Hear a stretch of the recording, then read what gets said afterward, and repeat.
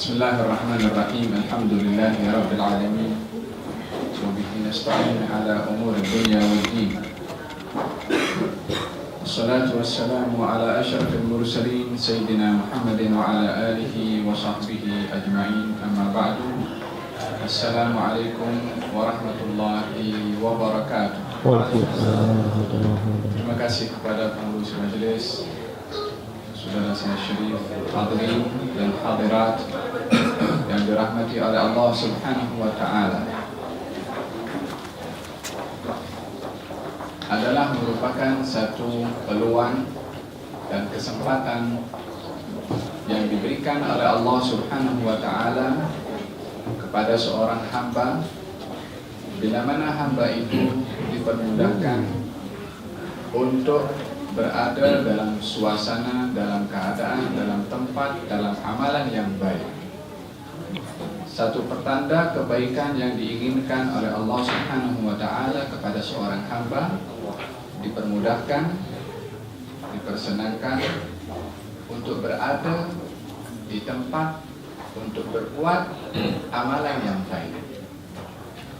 Itu tanda seseorang itu disukai oleh Allah Subhanahu wa taala.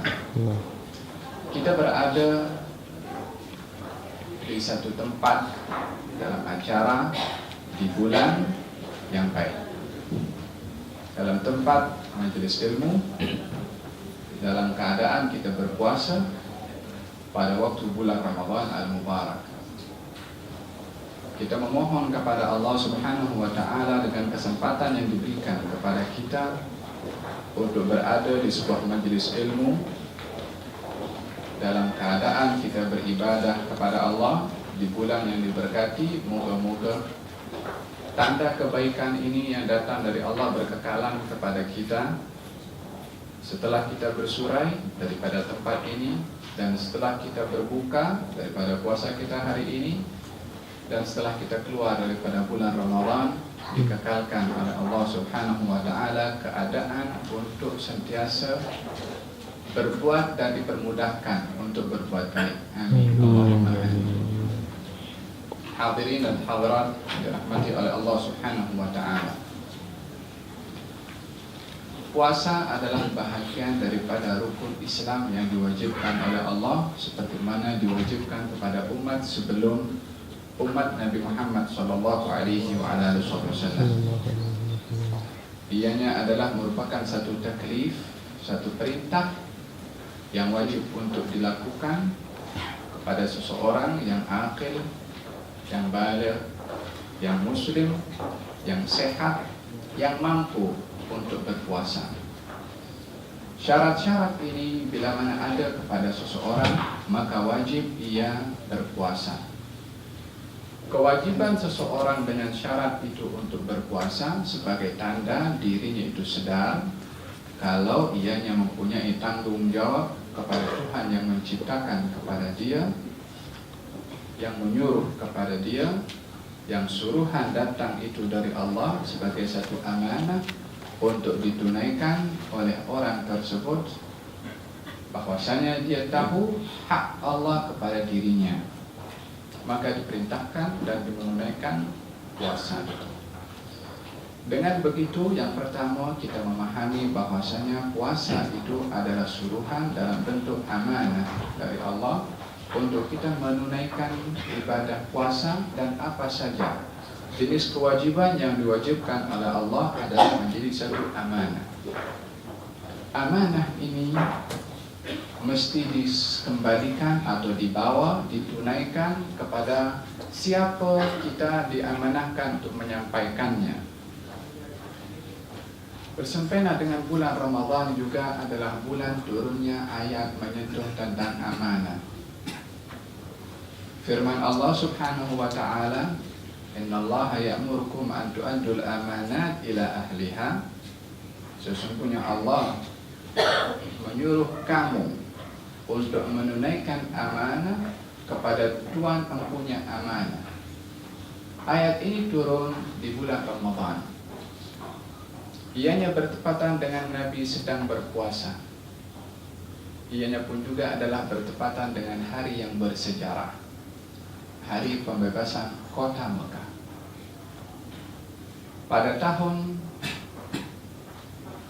ke-8 daripada hijrahnya Nabi sallallahu alaihi wasallam, baginda Rasulullah datang lebih kurang dengan 10.000 pasukan daripada Madinah untuk membebaskan kota Mekah daripada cengkraman orang-orang kafir Quraisy, untuk mensucikan Baitullah daripada aktiviti-aktiviti yang menodai kehormatan Ka'bah.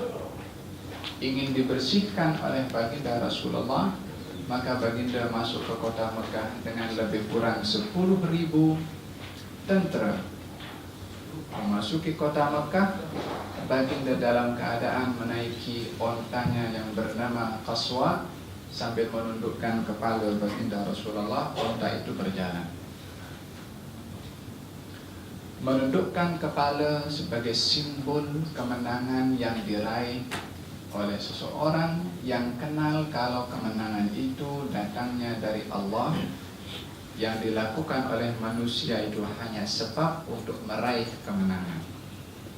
Tapi datangnya kemenangan pada hakikatnya adalah dari Allah Subhanahu wa ta'ala, sehingga seseorang yang menyadari kejayaan dan kesuksesan itu satu anugerah dari Allah, dia tidak akan tunjuk dada, ini saya orang yang sukses.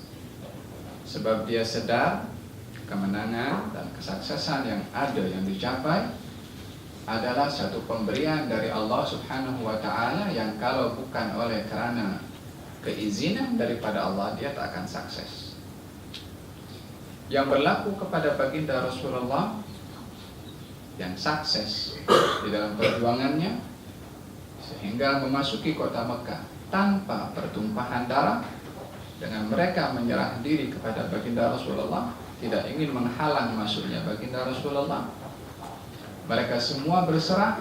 Baginda tidak dengan di atas ontanya tunjuk ini kehebatan saya, melainkan yang ditunjukkan adalah dengan menundukkan kepala sebagai tanda syukur. Bahkan kepalanya hampir mengenai kepada itu onta di belakang itu, bulatannya itu hampir mengenai kepada bongkolan onta itu. Kepala baginda Rasulullah menundukkan sampai di pintu Ka'bah. Nabi bertanya, di mana kunci Ka'bah? Diberitahukan kunci Ka'bah dipegang oleh seorang bernama Utsman bin Talha, seorang Quraisy yang tidak beriman kepada Nabi. Nabi menyuruh salah seorang sahabat untuk mengambil kunci itu, dia tak bagi. Nabi suruh sahabat yang lain, dia tak bagi. Nabi suruh Sayyidina Ali bin Abi Thalib, dipaksa oleh Sayyidina Ali dengan kekerasan untuk diserahkan kunci Ka'bah. Kunci Ka'bah diserahkan. Ini bulan Ramadan. Nabi naik ke tangga pintu Ka'bah, dibuka pintu Ka'bah dengan kuncinya. Hingga hari ini kunci itu masih ada. Lalu dirobohkan semua berhala yang ada di dalam Ka'bah, dikeluarkan. Keluar daripada Ka'bah, turun. Nabi membacakan, innallaha ya'murukum an tu'addul amanati ila ahliha. Allah menyuruh kamu untuk menunaikan amanah kepada Tuhan yang punya amanah. Diserahkan balik kunci Ka'bah kepada Sayyidina Ali, hantarkan kepada Utsman bin Ali, kepada Utsman bin Talha. Kata Utsman bin Talha mengatakan, kamu tadi rampas kunci ini daripada saya, kali ini kamu berikan dengan baik-baik kepada saya. Sayyidina Ali menjawab, ya, telah turun kepada kami satu ayat yang mengingatkan kami untuk menunaikan amanah kepada Tuhan yang punya amanah. Utsman bin Talha merasa heran walaupun dirinya sebagai seorang kafir pada waktu itu. Tetapi haknya untuk mendapatkan satu amanah di dalam agama yang dia tidak mengimani kepada agama itu, tapi agama itu menghargai perihal amanah, walaupun pemegang amanah itu adalah bukan orang yang beriman, bukan orang berada di dalam agama itu. Utsman bin Talha datang kepada baginda Rasulullah dan mengatakan, tiada agama yang memberikan hak yang sebenar kecuali agama yang kamu bawa ini. Asyhadu an la ilaha illallah wa annaka Rasulullah. Dia masuk Islam kepada Nabi disebabkan oleh kerana akhlakul amanah. Nabi bersabda, tidak ada yang merampas daripada kamu kunci Ka'bah ini kecuali dia adalah orang yang zalim. Hingga hari ini kunci Ka'bah dipegang oleh keturunan seorang bernama Uthman bin Talha, yang menjadi sebab salah satu kisah turunnya ayat untuk kita menunaikan amanah kepada Tuhan yang punya amanah.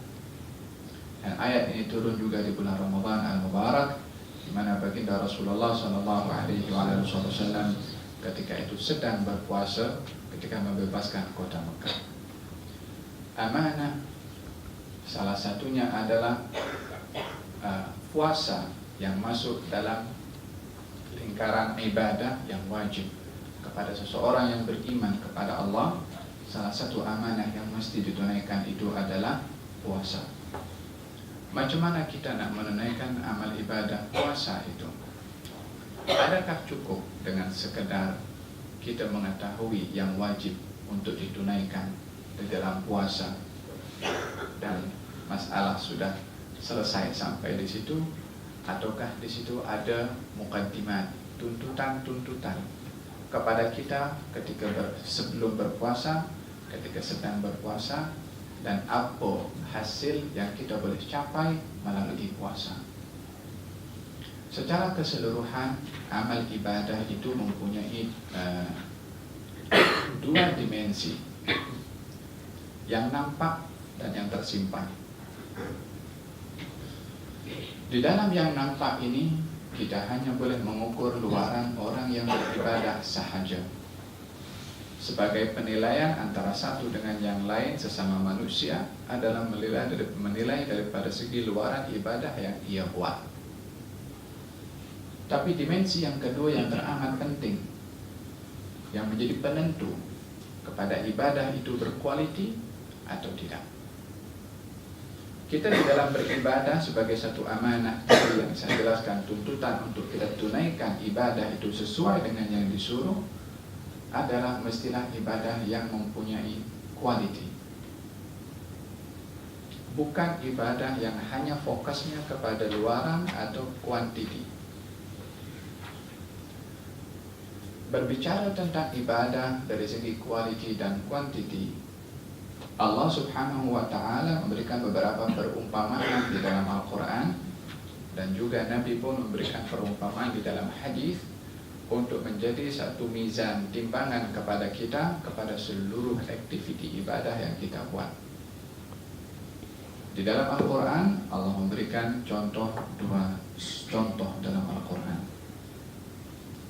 Walaupun ada lebih, tapi saya akan bawa dua contoh sahaja. Yang pertama dalam perihal sedekah. Di dalam kisah Habil dan Qabil, kita semua sedia maklum apa yang berlaku kepada mereka berdua adalah mereka sama-sama bersedekah. Harapan mereka bersedekah itu adalah agar supaya amal sedekahnya itu dianggap sebagai sebuah ibadah yang diterima oleh Allah Subhanahu wa ta'ala. إذ قربا قربانا فتقبل من أحدهما ولم يتقبل من الآخر. Mereka berdua mengemukakan korban, sedekah korban, yakni sedekah yang dikeluarkan satu kambing, yang satu berupa tanaman. Fatuqubila min ahadihima, satu yang diterima, walam yutaqabbal minal akhar, yang lain tak diterima. Apa yang menyebabkan dua ibadah ini yang bentuknya adalah sedekah, dua-duanya menganggap beribadah, tapi yang diterima salah satu daripada kedua orang yang lahirnya beribadah? Bermakna dalam hal ini kita memahami ada ibadah yang diterima, ada ibadah yang tak diterima. Tapi ibadah itu ada, bukan tak beribadah orang itu. Kalau tak beribadah memanglah tak ada perbincangan yang perlu diperbincangkan, memang dia tak buat. Tapi ini dia buat. Ibadahnya dibuat, tak diterima. Allah memberikan jawaban, innama yataqabbalullahu minal muttaqin. Sesungguhnya amal ibadah yang diterima itu adalah amal ibadah orang yang bertakwa.